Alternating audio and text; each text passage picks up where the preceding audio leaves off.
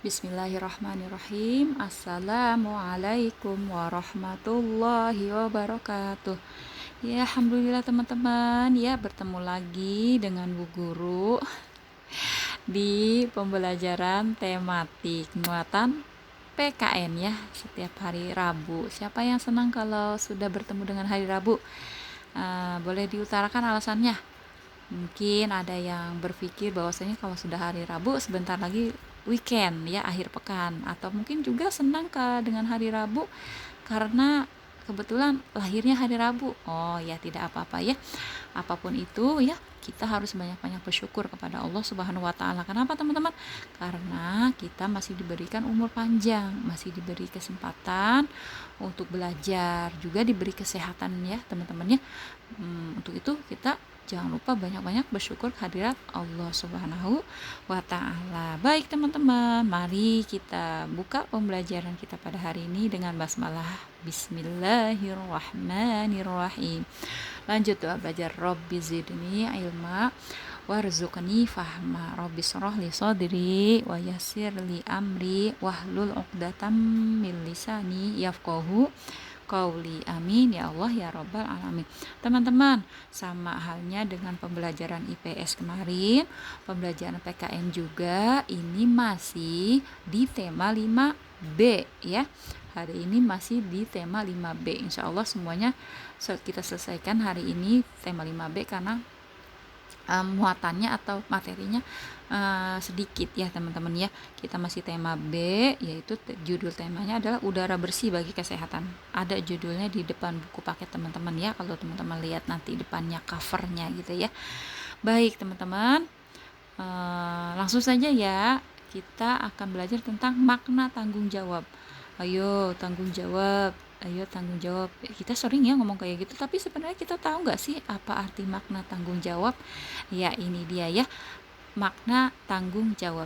Tanggung jawab artinya kesadaran diri terhadap semua tingkah laku dan perbuatan. Sekali lagi, tanggung jawab artinya kesadaran diri terhadap semua tingkah laku dan perbuatan. Itu dia ya pengertian dari tanggung jawab. Nah, teman-teman, tanggung jawab ini dimiliki setiap individu atau setiap orang.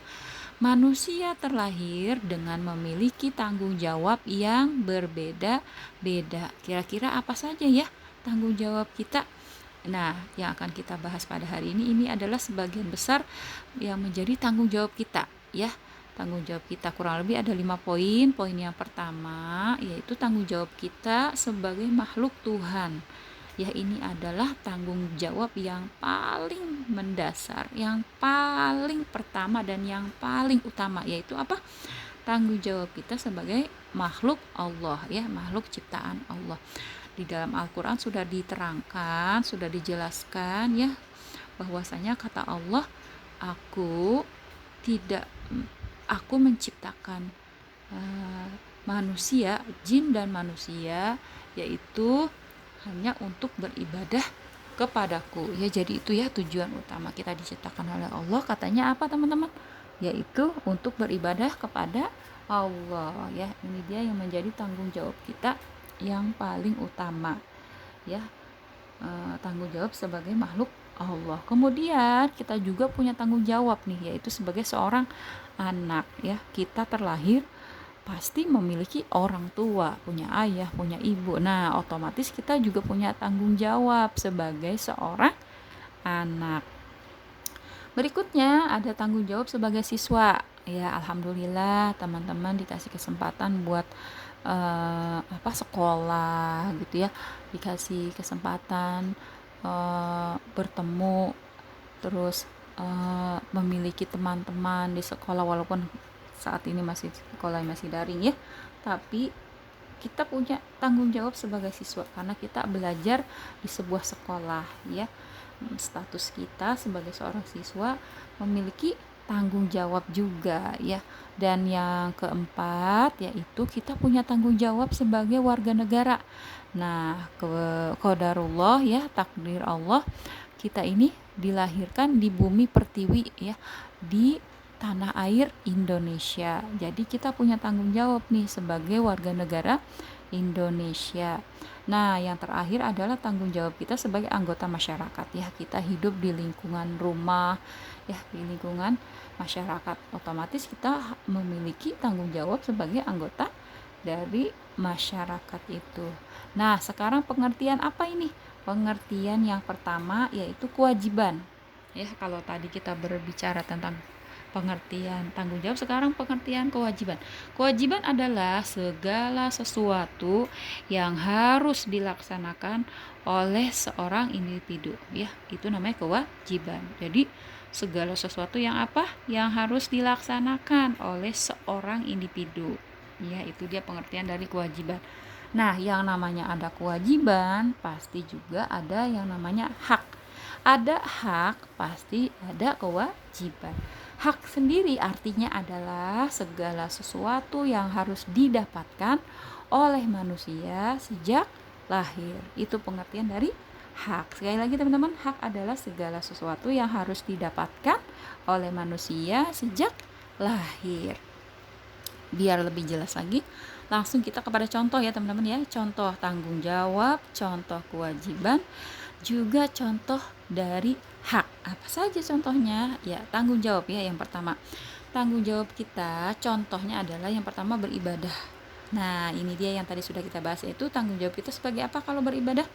Tanggung jawab kita kepada Allah ya. Kepada Allah atau kepada Tuhan yang menciptakan kita. Kemudian kita punya tanggung jawab menjaga persatuan. Nah, kalau ini tanggung jawab kita sebagai apa? Tanggung jawab kita sebagai warga negara. Dan yang terakhir menjaga kebersihan. Nah, kalau ini menjaga kebersihan, tanggung jawab kita di mana aja nih? Lebih dari satu tempat, lebih dari satu aspek. Di sekolah juga kan, sebagai seorang siswa harus menjaga apa? Kebersihan. Di rumah sebagai seorang anak harus menjaga kebersihan. Jangan mamahnya terus yang bersihin, tapi teman-teman malah enggak bantuin, malah justru berantakin ya. Kemudian juga tanggung jawab kita sebagai warga masyarakat ya, harus menjaga kebersihan. Jangan sampai buang sampah sembarangan, dimarahin siapa? Tetangga ya, atau orang-orang yang di sekitar kita. Terus contoh kewajiban. Nah, ini dia contoh kewajiban. Yang pertama, menghormati orang tua. Ya, i-nya ketinggalan. Menghormati orang tua, ya itu sebuah kewajiban ya. Kita sebagai seorang anak. Kemudian kewajiban kita yaitu yang kedua, belajar sebagai seorang siswa. Dan yang ketiga adalah kita punya kewajiban piket kelas. Ini kalau misalnya sekolahnya offline ya, kita punya kewajiban itu ya, piket kelas. Sekarang kita contohnya, kita akan contoh dari hak ya. Yang pertama, mendapatkan pendidikan. Alhamdulillah nih teman-teman sudah mendapatkan haknya ya, mendapatkan pendidikan. Ada enggak anak-anak di luar sana yang tidak mendapatkan hak pendidikan? Banyak ya, yang maaf ya, yang tinggal di jalanan gitu ya, yang di kolong jembatan, yang dia pengen sekolah tapi nggak ada biaya gitu ya teman-teman ya, kasihan. Pada itu teman-teman nih harus bersyukur dan harus giat belajarnya. Kemudian punya hak bermain. Iya teman-teman punya hak untuk bermain, masa belajar melulu? Nggak mungkin juga mama atau papahnya nyuruh belajar terus seharian dari pagi sampai malam. Pasti dikasih waktu untuk apa? Bermain ya. Kemudian teman-teman kita juga punya hak mendapatkan perhatian. Kalau teman-teman disuruh mandi, disuruh makan, nah itu tandanya teman-teman mendapatkan perhatian ya. Kalau dicuekin aja, nah itu justru malah teman-teman harus curiga ya. Jadi kalau misalnya disuruh mandi atau disuruh makan atau disuruh belajar aja, itu tandanya teman-teman dapat apa? Perhatian. Alhamdulillah ya. Kemudian kita lanjut lagi, udara bersih di lingkungan sekitar. Kita berbicara tentang udara ya. Udara bersih di lingkungan sekitar ini kira-kira apa hubungannya dengan kita? Nah, ternyata kita juga punya tanggung jawab, punya kewajiban, dan sekaligus juga punya hak terhadap udara bersih di lingkungan sekitar. Apa tanggung jawab kita? Yaitu mengurangi asap kendaraan ya. Kalau yang deket-deket aja, naik sepeda aja ya, atau enggak jalan kaki juga nggak apa-apa ya. Jangan cuma ke warung sebelah naik motor ya. Kemudian kita juga punya bertanggung jawab supaya udara bersih, yaitu bersepeda atau berjalan kaki ya, yang tadi sudah gue sebutkan ya. Kemudian tidak membakar sampah. Nah, itu akan asapnya ya akan mengganggu udara kita ya, udara bersih jadi tercemari dengan asap pembakaran sampah. Nah, kita juga punya kewajiban ya terhadap udara bersih, yaitu mengurangi penggunaan kendaraan, melakukan penanaman pohon ya. Ini ya baik sekali ya, kebiasaan yang baik.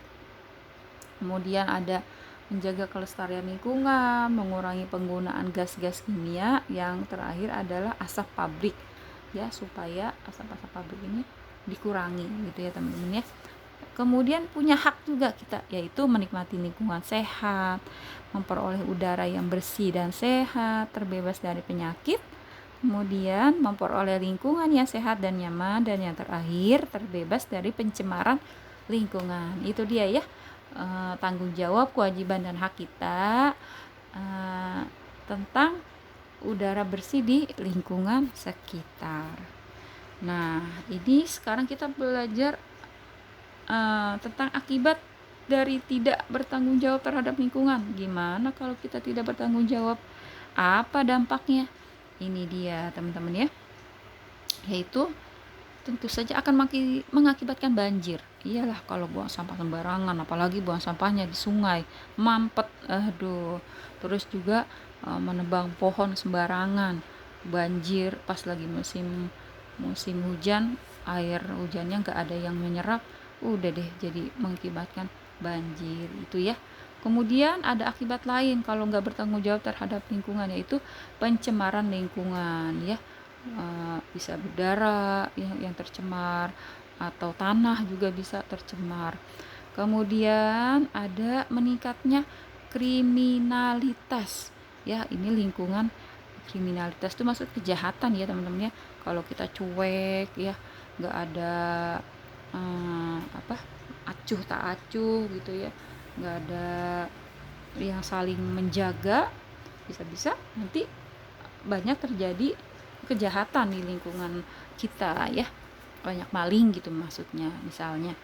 Kemudian ini ada juga penyebabnya kalau nggak bertanggung jawab terhadap lingkungan adalah sumber penyebaran penyakit ya. Seandainya buang sampah sembarangan aja, kemudian lalatnya bertebaran di mana-mana, hinggap di mana-mana, itu akan mengakibatkan penyakit ya. Itu dia ya, tuh 2, 3, 4, satu lagi ya, cukup ya, kurang lebih tadi ada berapa teman-teman?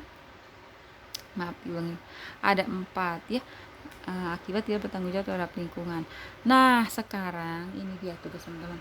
Aduh, mudah sekali. Sebutkan 5 contoh sikap tidak bertanggung jawab terhadap lingkungan. Ya, aduh, itu mah yang tadi. Ya, tolong ditulis teman-teman ya. Kemudian ditulisnya di buku PJJ aja, yang rapi tulisannya, yang jelas fotonya. Pesan bu guru begitu mulu, iyalah, biar langsung bisa dicek ya teman-teman ya. Aduh, ini mah gampang banget. Terima kasih teman-teman ya yang sudah menyimak pembelajaran video dari bu guru hari ini. Semoga teman-teman semangat, sehat, terus bahagia. Amin ya rabbal alamin. Demikian dari bu guru, cukup sekian. Terima kasih banyak. Alhamdulillah ya. Assalamualaikum warahmatullahi wabarakatuh.